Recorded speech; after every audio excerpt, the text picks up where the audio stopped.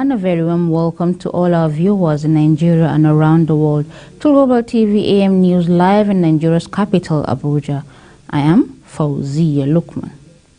President of the Senate, Godswill Akpabio, on Wednesday emphasized the unity and maturity of Nigerian Senate, even amidst disagreement.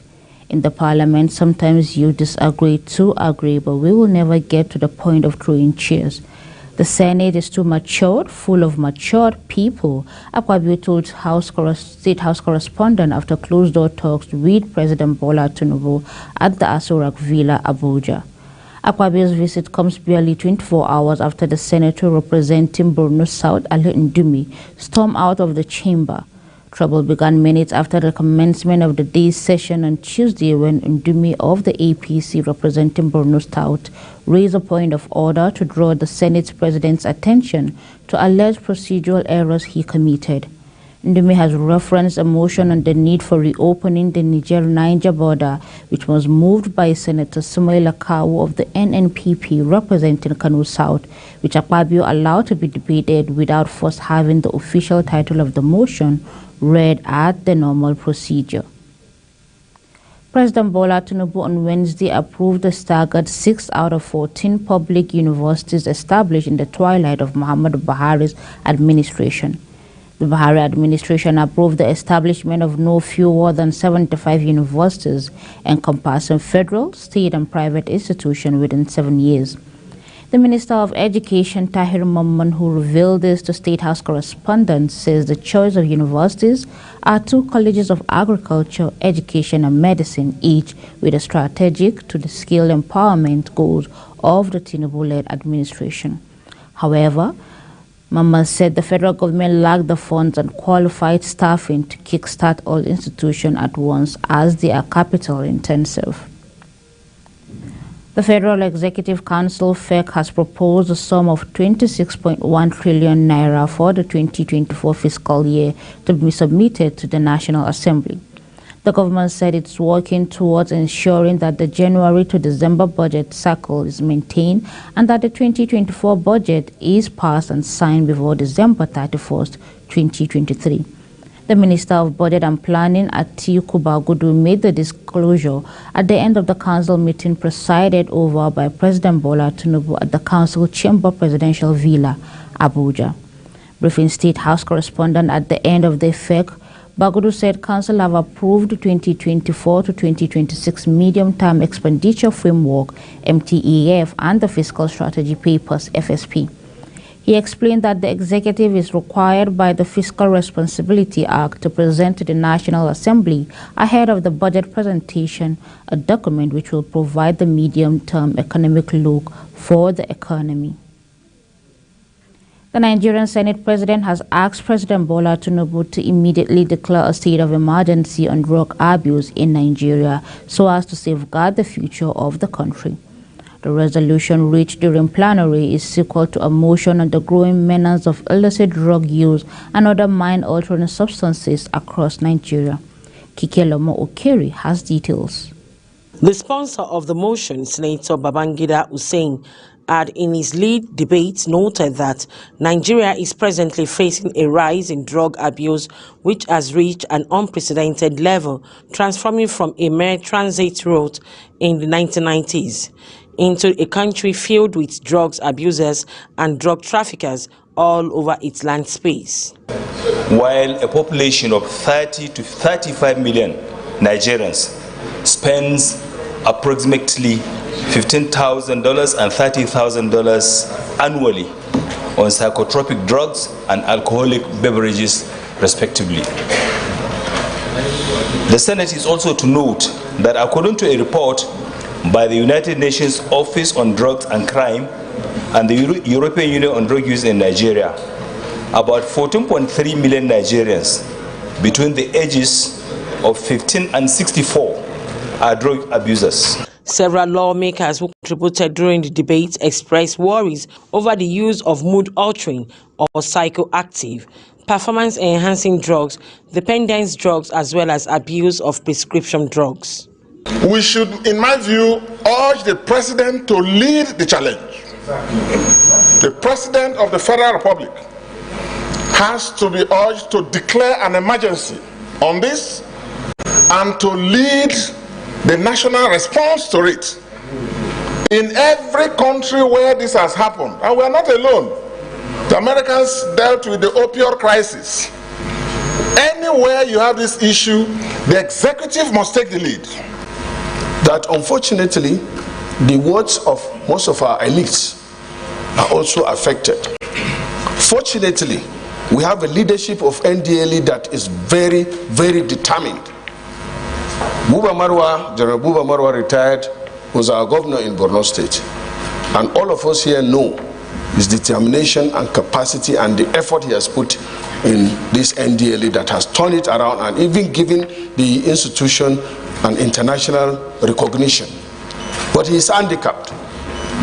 He is handicapped. I discussed with him severally. And coincidentally, this is the time to help him. This is the time to get the committee that this Senate has created to sit down with the leadership of the NDLE to know what they need. My distinguished colleagues, it's a serious matter. We need to really wake up from it's a sad commentary on the way things are done in this country. Very, very sad commentary. A big nation that human capital now is number one in whatever you think. Any war, any country out in the whole world, any country, human capital is what is in the front burner, is what drives, good economy. And we have an abundant population, beautiful population, and we're allowing it to get destroyed through, intake of illicit drugs. A lot has to be done by families if we have to bring this situation under control. And I think it's what Senator Dixon said, that we have reached a point of national emergency. We should convoke a national discourse on narcotics, and then at the end of it, we should come up to this chamber as legislators to formulate policies and possible legislations. The Senate subsequently resolved to, among others, to employ the National Drug Law Enforcement Agency, Federal Ministry of Health, and other relevant government institutions to step up their efforts to curb the alarming consumption of Mkpuru-Mmiri and Kukara, which were prevalent in the southern and northern parts of the country. The upper chamber also directed its committee on NAFDAC, drugs and narcotics to liaise with relevant federal government agencies to converge a national summit on the state of drug and narcotic abuse in the country. Kike Lomo Okeri, Global Television News, Abuja. In the meantime, the Senate has confirmed the nominations of Ola Olukayode, Halima Shehu, and Muhammad Hamajuda. President Bola Tinubu has nominated Olukayode as the Chairman, Economic and Financial Crime Commission, EFCC, Shehu as the National Coordinator, National Social Investment Program Agency, and Muhammad Hamajuda as the new Secretary to the nation's Anti-Graft Agency. The appointees were confirmed in the upper chamber on Wednesday. The Nigerian Senate on Tuesday went into a lengthy closed session after its chief whip, Ali Ndumi, stormed out of the plenary session citing errors committed which were not redressed. Barely 10 minutes after commencement of the plenary, the Borno South Senator raised a point of order on alleged errors which were not corrected by the President of the Senate, Godswill Akpabio. Kikelomo Okeri has more.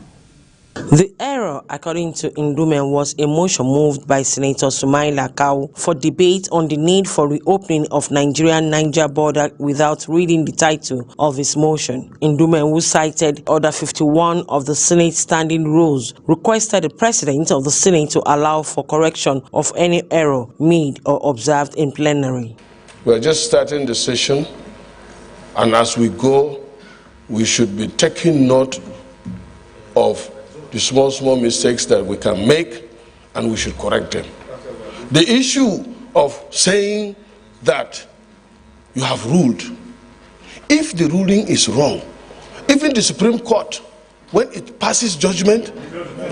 But Akpabio quickly intercepted him by saying, having ruled on issues raised, it cannot be revisited, and consequently ruled Ndume out of the order. Senator representing Kogi West, Sunday Karimi, spiritedly had attempted to sustain Ndume's line of arguments through another point of order, but was also ruled out of order by the President of the Senate. In a troubleshooting effort, the Deputy President of the Senate, Jibrin Barau, quickly rose to read Order 16, which requires substantive motion to be moved by any senator for correction or review of earlier decision taken. Order 63. With the permission, I read. The President of the Senate, in the Senate, and the chairman in any committee shall be responsible for the observance of the rules of order in the Senate and committee respectively, and their decision upon any point of order shall not be open to appeal, shall not be open to appeal, shall not be open to appeal, and shall not be reviewed by the Senate except upon a substantive motion after notice. So once you have ruled, nobody can bring up that matter again until a notice given and a started motion is tabled. So once you rule, you have ruled. Except you want to go against this. Sustaining Barau's point of order by Akpabio infuriated Ndume by raising another point of order, Order 54, to seek for correction of the perceived error. For the Chief Whip, just as a way of, advising the Senate on the way we do things. Mr. President, this is the Senate. This is the Senate. And we should not shy away from learning. Sorry, Eric Clark, can I have that Order 54? But without being allowed to make a full presentation of his argument, the President of the Senate ruled him out of order again. All sequence of speeches, motions or bills coming before the Senate. So as we are coming under Order 54, this is what is written there. So I'm sorry, Leader, we rule you out of order. Angered by Akpabio's decision, Ndume packed his documents and furiously stormed out of the chamber. Kikelomo Okeri, Global Television News. The Senate on Wednesday appointed Senator Oyelola Yisa Ashiru of the All Progressive Congress representing Kwara South as its new deputy leader of the Senate. The Senate also appointed Senator Nwoboyi Onyeka as the new deputy chief whip. Senate President Godswill Akpabio announced the new appointment at plenary. Ashiru, who was hitherto the deputy chief whip of the Senate, was elevated to the position of deputy leader of the Senate, which became vacant, following the appointment of Senator Dave Umahi as Minister of Works by President Bola Tinubu. The governor of Anambra State, Professor Charles Soludo, says Nigeria needs to get her education right in order for the sectors to take shape. Professor Soludo made the remark during a courtesy visit to the Minister of Education in Abuja. Global TV education correspondent Subarat Usman tells us more. The governor said Anambra State is revolutionizing the public school system to make it smart to allow less privileged children access to quality education and break the genes of poverty. I recruited 5,000 teachers within my first 9 months in office. I don't think this has happened anywhere else. And we are again recruiting another 3,000. We're ending the era of PTA teachers in our school system. And all of them must be certified teachers with TRC and as it were, then upgraded infrastructure-wise and technology that enables them. And we're hoping to partner effectively with the federal government in a number of these areas. And we want to showcase what you have to offer us, what you got to offer Nigeria. We want to become your model and become your partner in all of this, in delivering On his part, Minister of Education Professor Tahir Mamman urged states in the country to emulate the Anambra education model, especially in the area of basic education. In a federal system, the constitution makes a concurrent matter, so we will continue to provide the policies to ensure that no state is left behind and no child of Nigeria is left without education, because for us leaders, leaving that category of people out of education is a very serious omission and application of our responsibility. Development roadmap that will be presented to the public for input by the minister on Thursday. Hoping that if you are around with your passion in basic education, you will be with us in that program to contribute to the success and tell us the stories of Anambra State and how our roadmap can also tap for the enormous work we have done in moving this country forward. The minister commended the governor for turning the tide of education in the state, saying that government will continue to provide policies to ensure that no state and child are left behind. Swabra Usman, Global Television News, Abuja. On a sad note, Fatima Bukar, a daughter of member of Borno State House of Assembly representing Nkala South constituency, Bukar Abacha, was on Tuesday evening murdered by unknown persons around the Kichiri Bayangidan Dembe area of Maiduguri, the state's capital. The husband of the victim, who took her corpse to a police station, said he found her lifeless body in his house with her hands and legs tied behind her back while her 2-year-old child was crying. The Gwanje Police Division, however, evacuated the corpse to the University of Maiduguri Teaching Hospital. Meanwhile, the Borno State Police Command has arrested Adam Alhaji Ibrahim, the husband to the deceased.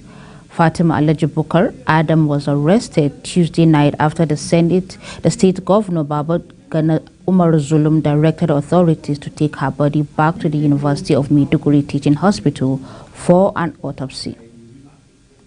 Minister of Police Affairs Senator Ibrahim Gaidam has sought for a strong partnership with Canada to foster stronger ties and collaborations in various sectors, particularly in the area of security and law enforcement. Kikelomo Ukiri reports that he made the request during the courtesy visit by the Canadian Embassy in Nigeria, led by its High Commissioner James Christophe, to the headquarters of the Ministry of Abuja Police Affairs in Abuja.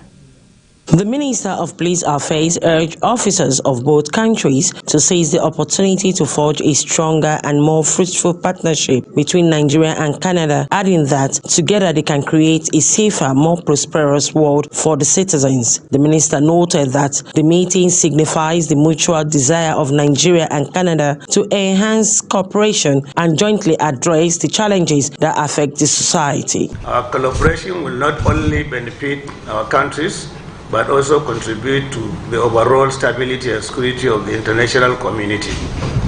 The visit of His Excellency Christophe presents a unique opportunity for us to explore avenues for collaboration in areas such as intelligence sharing, capacity building, and joint operations.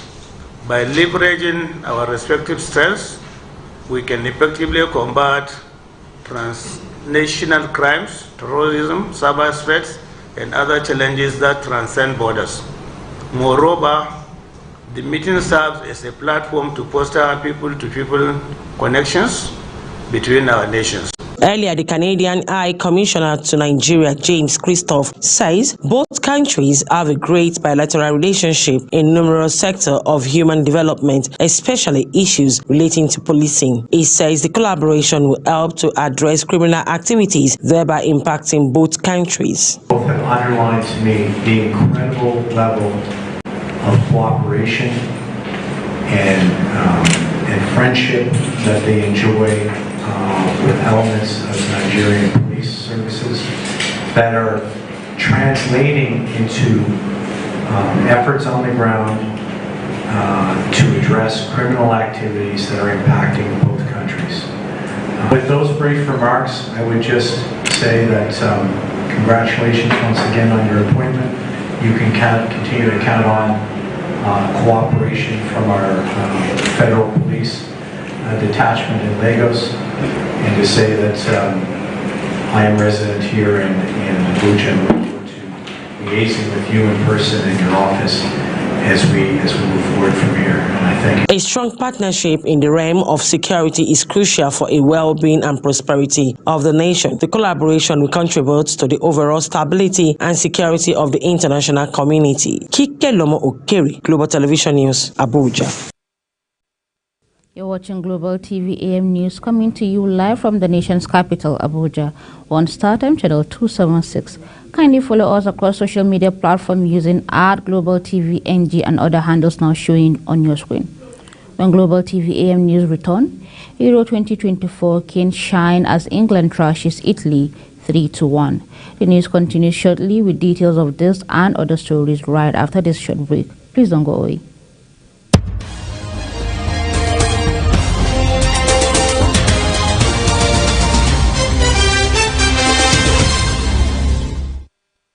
The National Broadcasting Commission, NBC, welcomes broadcasters, content creators, tech experts, exhibitors, and investors from Nigeria and all over to the 13th edition of Africast. Africast is the destination event where local and global industry players experience the latest innovative technologies, services, products, and markets. Participants will experience 3 days of world-class exposition showcasing the very best in creativity, innovation, and technological advancement in the broadcast industry. Theme: broadcast content, synergy, finance, and market. Date: Tuesday 24th to Thursday 26th October 2023. Venue: Marriott Hotel Ikeja, Lagos. Time: 9 a.m. to 5 p.m. daily. Chief Host: Honorable Minister of Information and National Orientation, Alhaji Muhammad Idris. Host: Balarabe Shehu Ilela, Director General. Announcer: Management. NBC, your right to quality broadcasting.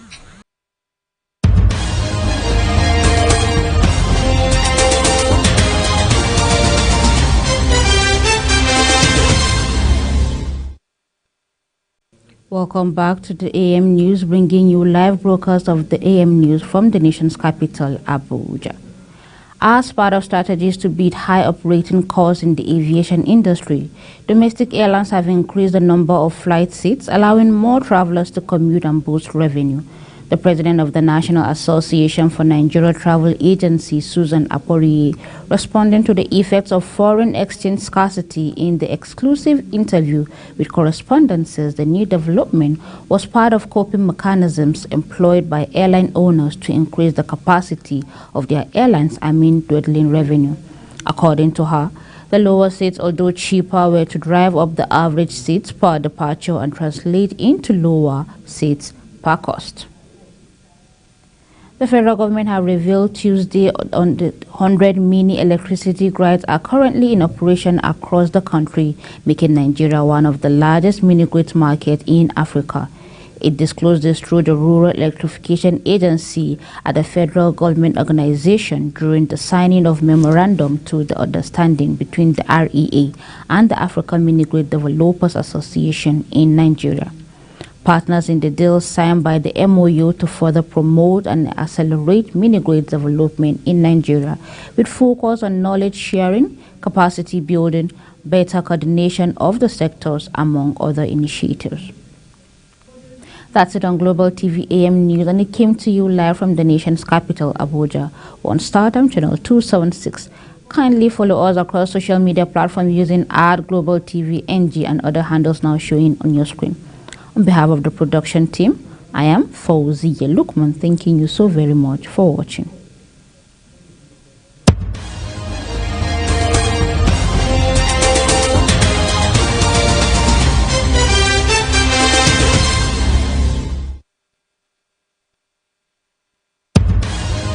The National Broadcasting Commission, NBC, welcomes broadcasters, content creators, tech experts, exhibitors, and investors from Nigeria and all over to the 13th edition of Africast. Africast is the destination event where local and global industry players experience the latest innovative technologies, services, products, and markets. Participants will experience 3 days of world-class exposition showcasing the very best in creativity, innovation, and technological advancement in the broadcast industry. Theme: Broadcast Content, Synergy, Finance and Market. Date: Tuesday 24th to Thursday 26th October 2023. Venue: Marriott Hotel Ikeja, Lagos. Time: 9 a.m. to 5 p.m. daily. Chief Host: Honorable Minister of Information and National Orientation Alhaji Mohammed Idris. Host: Balarabe Shehu Ilela, Director General. Announcer: Management. MBC, your right to quality broadcasting.